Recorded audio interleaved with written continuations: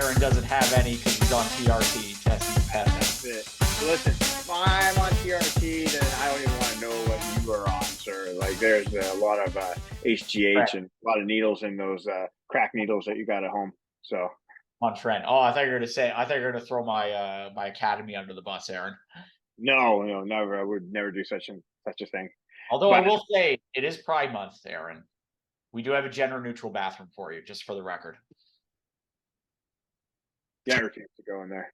No, I'm joking. I don't care. I don't care either. I'm just saying. And on that note, welcome back to the podcast. We actually welcome back. Yes, here we are. Well, we've been off for a little bit, but we are back. We are rolling, and we are here to talk about the things that everybody wants to talk about, and nothing more than Elon Musk versus Mark Zuckerberg.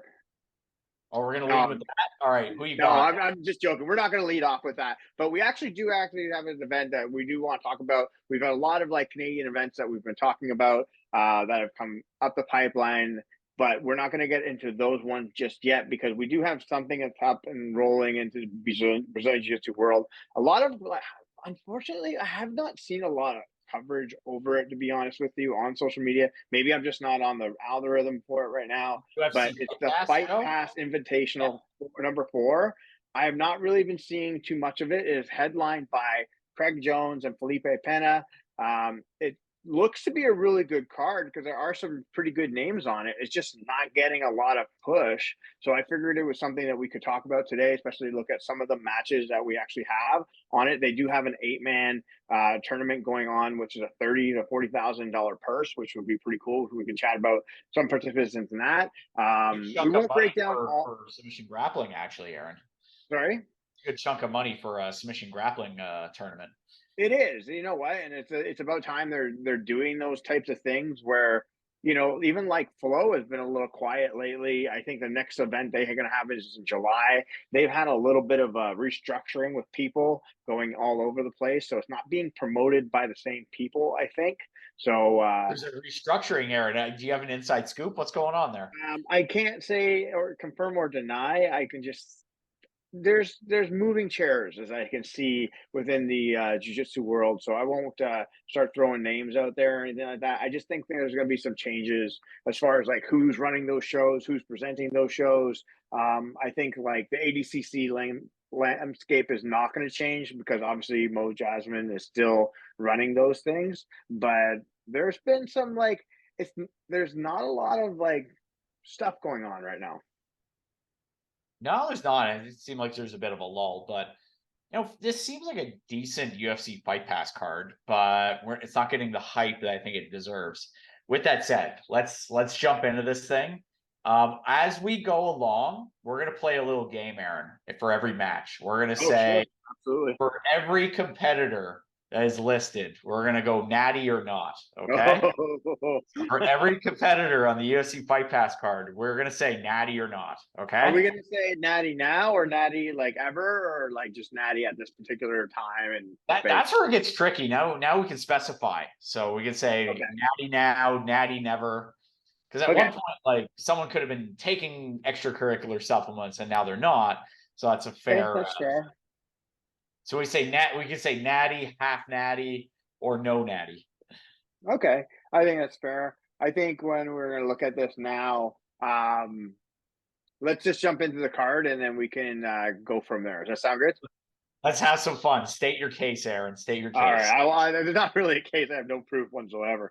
This is not hold up the court. This is pure speculation. But, Felipe, all right, first match. Felipe in the main event. We'll start with that, and we're going to work our way down. So we got Feilpe Pena versus Craig Jones. This is going to be a big main event for basically who's potentially runner-up to Gordon Ryan. Yes, I would look at this as the battle of the number 2s, right? I find it quite interesting, especially during the Gordon Ryan camp. During that actual match that was supposed to happen. Craig Jones actually ended up going to train with Felipe at Atos with Andre Galval. So obviously Craig has been scouting out Felipe pretty well throughout this entire thing. So the fact that they actually agreed to a match, I thought was actually pretty funny. it's like, when was the last time Craig really had a real match? I think at ADCC was like the last prevalent, I think like it was I think it was ADCC. I think he's kind of that was taken the a backseat. last time he was on the competition floor. Yeah, I think that was the last time he was on the competition floor. I think he's even said in interviews that I think most of his major competition days are behind him. I don't think you're going to see him stepping up to compete a lot. I think it also is just he's getting older. Like he's getting into his 30s. Like he's not a young man anymore. And there's only I think so many matches I guess he can get up for. And plus he's got a lot of other, I think a lot of other ventures. He's got the school, he's got BJJ Fanatics, I think he's been a jiu-jitsu coach to Alexander Volkanovski as well. So he's got a lot of extracurriculars, I guess you could say, on the go. And Yeah. I don't think he needs to do it for the money necessarily. I think he can probably live. He's probably one of the few people in jiu-jitsu right now who can live comfortably if they never competed again. Yeah. When you kind of see this match playing out, because obviously we just saw Felipe with Nicky Rodriguez just recently, where he ended up coming out with the win. Where do you kind of see this match going? And do you feel that whether Craig Jones might have the advantage, obviously having his teammate and other student kind of already have that match with Felipe to have the other inner edge? Do you say Felipe would have more of an advantage? Obviously, training with Craig, seeing him roll already at the camp that they were previously doing. I think it's interesting. How do you, I think I could see Craig maybe trying to like play guard, trying to get into a leg entanglement. I don't think he's going to be able to out wrestle Felipe standing. Felipe is one of the guys that are like I can see him also pulling guard as well, but I don't think I'll see Craig maybe potentially passing. I don't know if he has like the style of passing that can maybe potentially pass his guard. I'd be very impressed if that happened, but it's an interesting match. I think if I had to make a prediction, one, Felipe is on all the extracurricular supplements right now, so you have to put him in the 100%. This is not even a question. Not natty category. So that's he is in the not natty category, and he's also been nailed for being in that category already on multiple occasions. On multiple occasions. So, and again, who cares? Like I'm not even. This isn't even a question of like who gives a shit or whatever. Like who gives a fuck? But yeah, it's not even a question. Now, the question is, would you think Craig Jones is obviously he's been very vocal about saying he's been a natural athlete his entire life, and do you think that he is in the natty category? I would kind of give him the benefit of the doubt. I would say that he probably is. I think there's a possibility that he is. I don't think he's had like usually like one of the telltale signs I see is somebody's put on like a significant amount of muscle mass in a very short amount of time, or it's like somebody who's putting on, 3 years worth of like lifting weights, transformation, muscle mass in like a 3 to 6 month span. Mm-hmm. Like I think that's definitely a big one. I think Craig's been generally the same size most of his career. Yeah, I would agree. So I don't think he's taking anything, but yeah, you never know. Like with that said, I would say so. Aaron, how do you see this match playing out? I think it's an interesting one.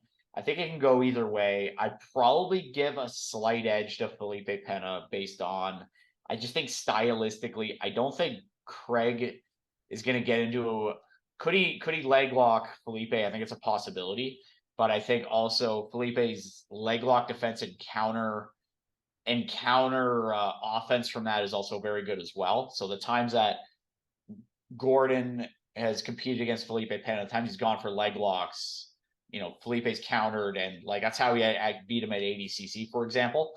So I think it's going to be difficult to leg lock Feilpe Pena. That's Craig's best weapon. I could see Felipe maybe eking out a decision, but it's 80. It's I believe they're using EBI overtime rules. That's what I was going to ask you. Are they using EBI rules? Because I believe they are. Rules, I would say that if they're using the EBI rule system, I can see Craig obviously having the advantage playing in the EBI system before. Obviously, yeah, I would agree with that. Having good success within that rule set as well. Yeah. So if that being the case, I could see the match getting stalled out because of Craig's inability to, again, obviously the leg lock is going to be his main weapon that he's going to try to get those entanglements from. And Felipe does have a really good defense moving forward with that. And obviously having the experience of like seeing Craig's game live in the gym, I think that kind of gives him a little bit of a heads up on it. So that being said, I think if this goes into the later stages of the match, and I think Craig's best opportunity is to catch him early when he's dry. I think so too. Yeah. So if he catches him early, I just don't see Felipe tapping to something like that. But and not that it hasn't happened before, just look at it that way. But I think in the later stages of a match, if this is going to go longer into the distance, I can see it leaning a little bit more into Craig's favor, especially if it goes into an overtime position. But if it doesn't go into overtime and we're playing by the normal standard rule set, then I can see it going into Felipe's favor. I think so. I think you've broken that down well. Let's move on. So 2 UFC vets or former UFC vets, Glover Teixeira and Anthony Smith, are going to be having a little grappling match here. So as a co-main event, how do you see that one going, Aaron? And also, who's natty and who's not? Well, I would say for sure Anthony Smith is natty because he's still in the testing pool as a regular competitor for UFC, so he's going to have to stay clean regardless. So that's not even going to be a question. I think when it comes to Glover, he's a retired 40-year-old athlete. He's not fighting anymore. There's no chance he's not. There's no chance he's not taking nothing.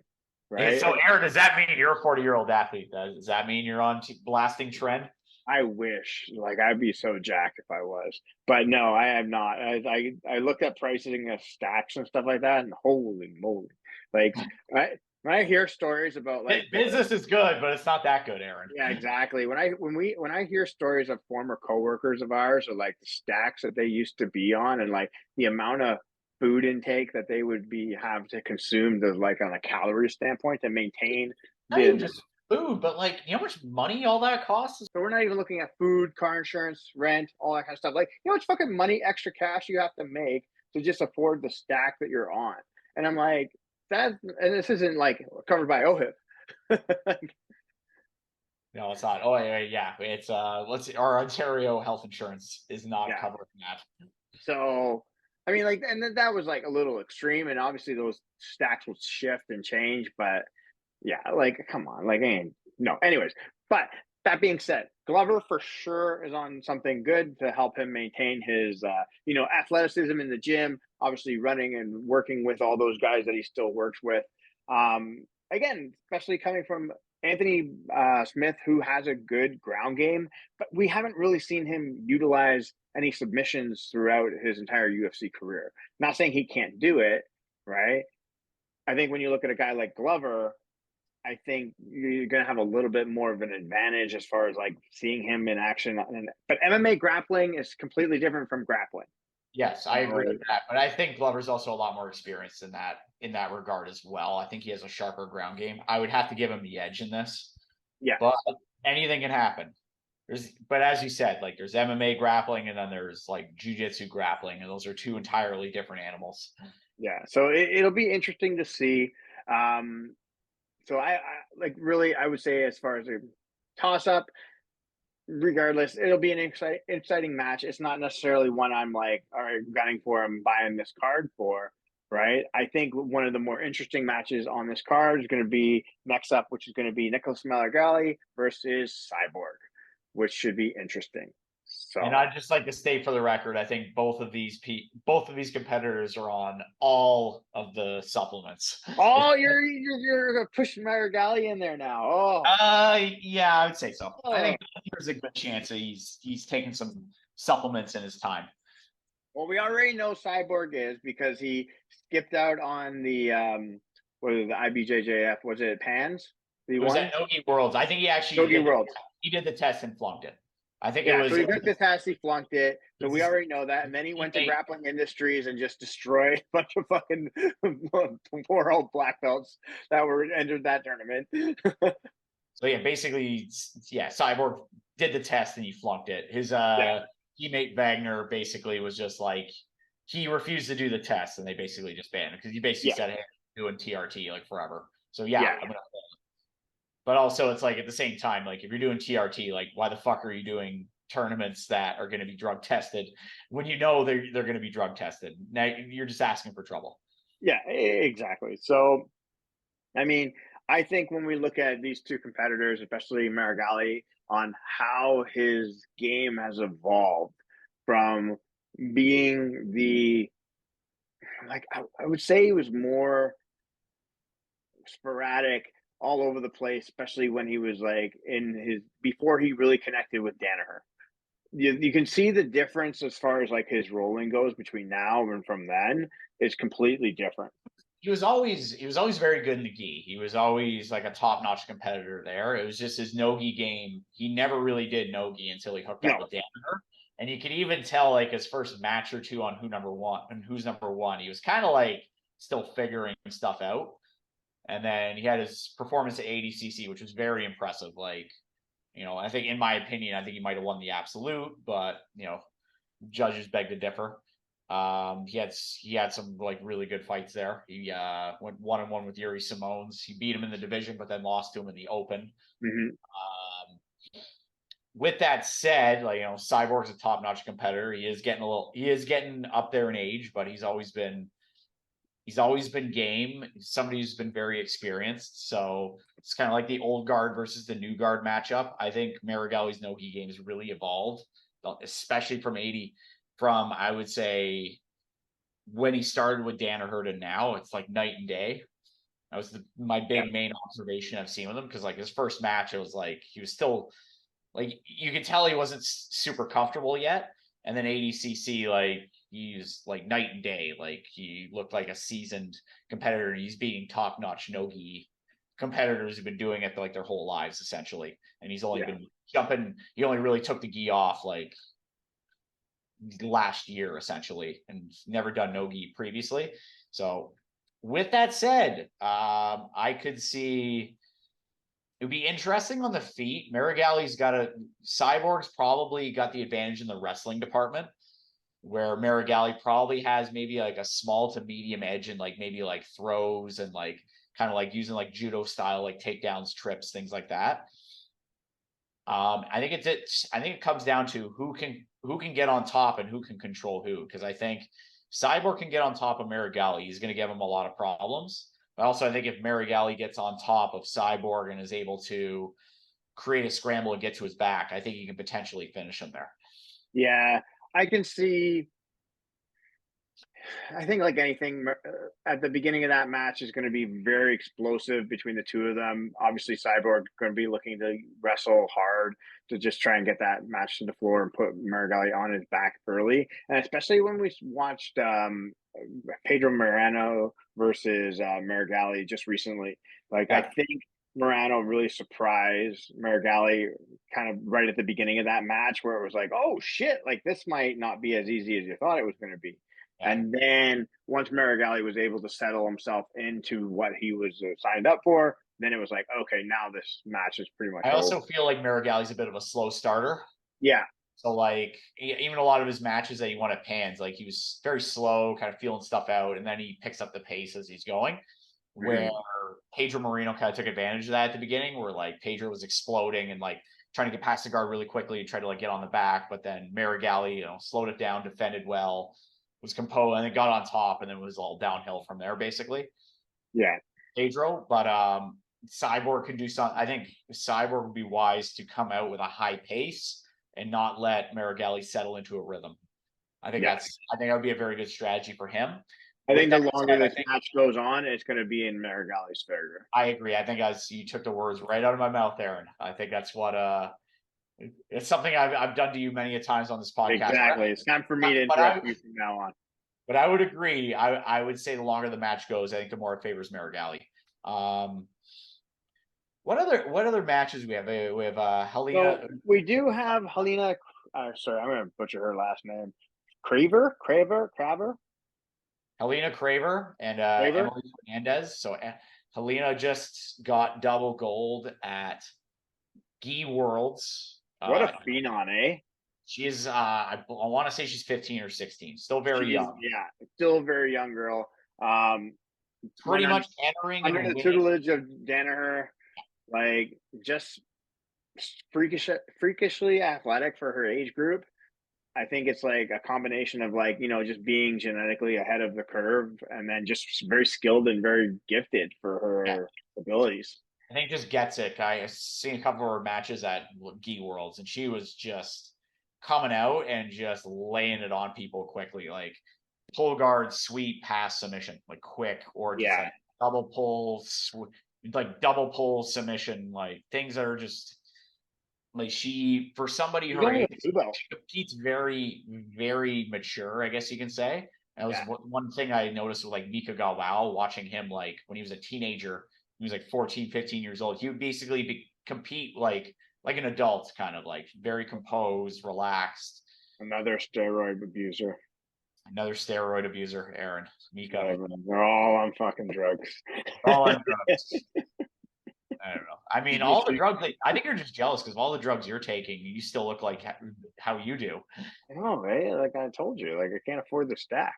I was looking up just like how much pricing is and whatever. And it's just like, yeah, so it's anywhere between $1,000 to $3,000 depending on what you want to take and how you're going to do it and what you're taking per month, basically.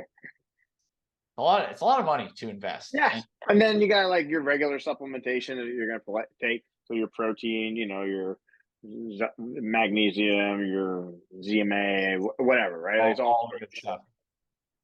And you got to sleep, you got to make money at the same time, and so that's why it's better to sell drugs. Yeah. Anyways, but I see Helena probably winning this. I see her probably working a guard maybe, and then probably sweeping, getting on top, and then either finishing with either some sort of arm lock or like a choke from the back. Yeah, for sure. So we got a $30,000 8-man tournament happening. So we have 8 competitors in here. Actually, no, sorry, we have 7. We have 7? Yeah, it looks like we got 7 now. We have 7. I think somebody may have dropped out recently. Yeah, so from what I can see, that was pulled off the website. So we got 7 right now. So you want to read them off, Mike? We got Haisam Rida, Big Dan Manasoiu from New Wave, Felipe Andrew from Alliance, Gabriel Arges, Fedor Emelianenko. No, it's not Amelia. It's not that Fedor.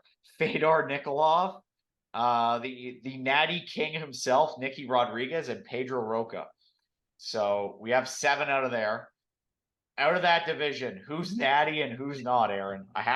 We got 7 out of 7 are on something. 7 out of 7. Okay, I would say everybody there is on something except Nicky Rod because he's a clean athlete. He's been clean, natural, natty, day one, blood test, 100% free. More plates, shout out to more plates, more dates. Yeah, well, he's going to need that $30,000, so he's going to get back on it. But no, it's very interesting card how they've set it up. We have 2 teammates fighting against each other for the money, as it seems, with Haisam and Nicky Rod. So that should be interesting. But when you kind of look at this bracket of like, obviously it depends on who sets in for the first matches and all that kind of jazz. But when you kind of see it, who would you put your money on as far as like going to take that final prize? So I'll throw out a couple names here. Big Dan, who's been doing a lot of the ADCC Opens, basically on a complete tear. I believe he did the one in Ottawa recently. So Big Dan flew up to Ottawa and he was in Ottawa. He won his division in the open class, I think, pretty easily, honestly. I think he pretty much submitted everybody and ran through everybody. So it's not even just the fact that he's a big guy, but like his technical abilities have been going up over. Plus he's training with John Danaher, Gordon Ryan on a daily basis. Yeah. So he's definitely a major threat there. And then you probably have to include Nicky Rod as probably one of the favorites there as well, because silver at ADCC, he's only lost to Gordon. The rematch of Gordon, he gave him definitely a run for his money there as well. I think those are probably the 2 names that stand out to me the most right now on who's going to take that potential $30,000 prize. Yeah, no, I would say you're pretty bought and bang on with that one. it'd be interesting to see what the bracket looks like. Yeah. And it's all said and done. Like, because again, like it all depends on. We might say one thing, and then somebody gives somebody hell for the money right off the bat, and then or an injury happens or whatever. But if I looking at it at face value, I would think that anything can happen. Anything can happen.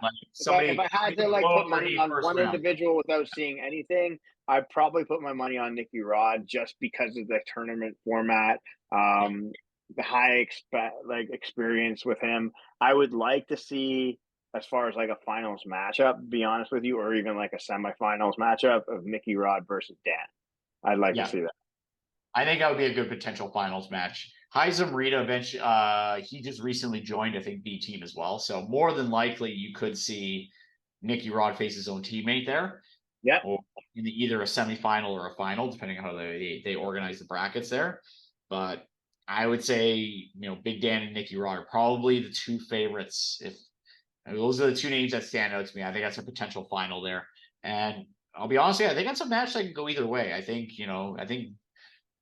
Dan's been on a tear, and I think he can be somebody who can potentially upset Nicky Rod, in my opinion. Well, I think Dan would have the size to match up with Nicky Rod too. I think as far as like an athleticism, like power standpoint, obviously Nicky Rod would be a little bit more. I would lean more towards him, but if we're looking at a size standpoint of like, okay, if he can actually start to control or get on top of him, Big Dan could be somebody to slow Nicky Rod down. Yeah, I think so too. All right, the main event of the UFC. Not on this card. This will be so just to kind of tee everybody up. So there has been a challenge, as we can say, on the Twitter world, and you can already see how these guys are swinging their dicks as far big as they can because they won't answer each other on their own platforms, right? So they'll just they tweet. So like Elon originally put out this challenge to Mark Zuckerberg, and then Mark Zuckerberg responded through Instagram. So he wouldn't even go on Twitter to even do it. So already there's posturing right there as far as a fight. And then Dana White has now gotten involved to make this match actually happen. So we're looking at a potential Mark Zuckerberg versus Elon Musk matchup in a cage or UFC, which Dana White wants to promote. Dana White has stated that this will be the biggest fight in the world, probably bigger than Conor McGregor versus Mayweather, probably bigger than Canelo versus Alvarez. It could be bigger than Gall versus Briars. It could be bigger than anything. It could produce $1 billion that he's going to donate to charity. Apparently, I'm like, there's no way Dana White will ever donate any of that money to charity. He's no way donating $1 billion to charity. Not at all. It is going into that pocket. So this is quite interesting because I did do a little bit of research because obviously everybody knows that Mark Zuckerberg has now taken up jiu-jitsu. This is something that he's been doing he's been making the rounds. He's been putting jiu-jitsu on the map, which has been fantastic. As a white belt, he's been going to competition. He's training a lot. Yeah, he's training a lot. He just trained with Mike Musumeci. He was with Lex Friedman. He was with Dave Carmillo. Sorry. I think Dave Camarillo is his actual official jiu-jitsu instructor, but of course Zuckerberg's been traveling around to different places and he's doing these he's out there which is amazing. And Elon Musk, again, his combat experience dates back to his childhood as a judo practitioner and Shotokan karate. So there's a stand-up aspect to it. I do not know how relevant or how recent that is. It was something that he's done before. So you have a 51-year-old versus a 39-year-old, or is it 35? Or I don't know. It is 30. Mark Zuckerberg's 39. Elon Musk is 51. So Elon Musk is clearly, I think, he's physically bigger as well. He's a physically bigger person. Yes. Yeah. He's a bigger man, I guess you could say. Mark Zuckerberg's younger. I don't know how often Elon Musk has been training recently or in the recent. I know he's in his childhood, he's done judo, he's done karate, he's done various martial arts. Mark Zuckerberg's currently training and looks like he's fully immersed into Brazilian Jiu-Jitsu and MMA, and he's been training and lifting and doing the Joe Rogan lifestyle, Yeah. killing his own livestock and Yeah. feeding on its spoil. Have you seen that? I think he does that. Yeah, like he Yeah. hasn't. Yeah, there was a thing where they obviously when you have $1 billion, you can do whatever you want. But it was the whole idea was they were going to kill their own meals. So basically, Yes. they were killing their own livestock to That's basically have the what Zuckerberg's been experience. doing. He's feasting on the blood of innocent animals. Yeah. So, Aaron, I gotta ask this: if this fight happens, and it's a huge fucking if, because I'll be honest with you, like So huge. what's the percentage chance of this fight actually happening? It's going to be a less than 5% chance, in my opinion. Yeah, if I had to like put a number on it, I'm thinking it's like 4.5 to 3% that this even happens. I mean, like you have two, and again, not even like their board of directors of their companies would be like, "You are not fucking doing this. Like, I don't care." Like, it's just like. Here's the thing: if their board of directors are doing that, it'll probably make them want to do it even more. They're probably like, "Oh yeah, fuck this guy." And I agree. Listen, I do. They're two individuals, and they should be allowed to do whatever they want. Like, I don't like absolutely right. The fact that this is and what it's doing is it's putting jackasses like us to talk about it, right? Like, it just they can say Given it, our content, why not? and like everybody now is talking about, and like lately I was hanging out with two of my clients who again are really successful business people, and they were talking about it. Like, yeah, like I think Elon would beat the shit out of him. It's like, no way, man, Zuckerberg will beat the crap out of him. So it's like it's getting CEOs and different businesses talk about it. It's like people talking, and I think that's what they both want anyway. But let's break this down a little bit more. So Elon Musk done martial arts previously as a child, been well documented. you know how that goes. Mark Zuckerberg. It's like fill in the blank here. I was a karate black belt when I was 9, and now I'm going to do jiu-jitsu and I'm this big badass. It's like, okay, sure, whatever. Mark Zuckerberg currently training Brazilian jiu-jitsu, has gotten fully immersed into it. Younger, probably in significantly better shape and condition right now. Yeah. Who's going to kick whose ass, Aaron? That's the question. I might take Zuckerberg in this situation. So, yeah. At this exact moment. Like, at this exact moment, if this fight is happening tomorrow, like, I would put my money and I would be picking Mark Zuckerberg just on sheer. We've seen what Mark Zuckerberg has been doing. We've seen him in competition. We know who he's training with. Like, we got the footage. We have more information on Zuckerberg. So we would give him more of a benefit of the doubt to win, especially on the ground game as far as this match goes, right? That's where I think everybody would be leaning. So that if you want to go with Vegas lines, be that. So Elon would be a huge. I would say Zuckerberg's probably the favorite. And I think he's probably listed as the favorite right now, actually. Yeah. Now, on the Vegas, there's actually a Vegas betting line on this. That being said, though, if let's say this actually does happen and Elon has a full 3 months to have a full training camp and be able to go through the whole ringer, and maybe he has been training, and maybe we actually get to see some footage, and maybe he has been training in the dark, and we don't know, right? Like, there's that might change the line, but I still would put my money on the younger, faster, probably more experienced recently more experienced Mark Zuckerberg in winning this match. And I'm not even going to call it a fight because it's a match, because it's not really a fight. Hey, listen, if they're throwing hands, it's a fight.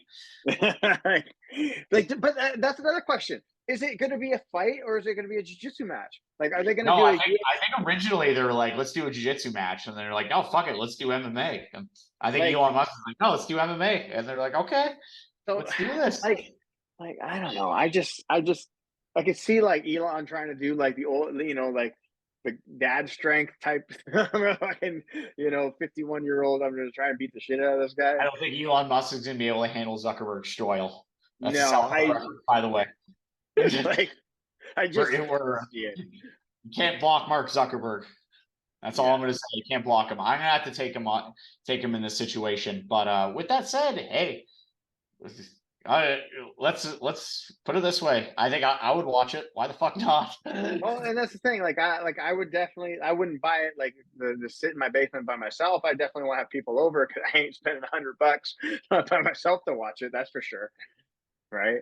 I think that's definitely that's. I would watch that with you, Aaron. I'll chip in on that paper. Oh, we'll chip in. Okay, cool. We'll actually buy. Yeah, my word. I'll chip in. Most importantly, one last question. We won't stream it. We will not legally stream it. We will purchase it because it's going to charity. That's why. Because it's going to charity, we will be purchasing it 100%. As long as Mr. Dana White keeps his promise for charity. Which he won't. Elon Musk, Mark Zuckerberg, who's natty, who's not, Aaron? Final question. Well, I would have to say Zuckerberg is natty because you can't get any fucking bigger when you don't take anything. So he's the same size he's been since fucking 2011. So, and then as far as Elon, for sure, I would say maybe got some TRT going on with him, but I wouldn't even call that like he's like the pre-days of like USADA testing. He's just having a little TRT just to keep his sexual activities up, and that's it. He's got those 11 kids, That's it. So it's not even like hardcore. He's not even really into it. But now we see the footage, starts taking his shirt off. You don't know. You never know. Okay. I think we're going to wrap up. I will say, though, before we wrap up, I will say AI has been pretty impressive nowadays with all the different images and all the different fights that like people have like superimposed like their head, like Elon and Zuckerberg's heads on. So like different fights, like it's hilarious of how many different things we're seeing online. And then the internet remains undefeated. So it's quite impressive to see what we see. The internet is always undefeated. The fans win. Always, every time. So, Michael, anything else to say before we wrap up this great old episode? No, I got nothing. Grappling Arts Academy, 1578, Finfar Port, Unit 4. That's all I got. There's our new sponsor, by the way. I'm sponsoring this podcast. Okay, cool. So I'm paying $0. Paying $0 a month. Checks in the mail. Awesome. Yeah, until we get another sponsor. Okay. Grappling Arts Academy, 1578, Finfar Court, grapplingarts.ca. Perfect. And sponsored by myself.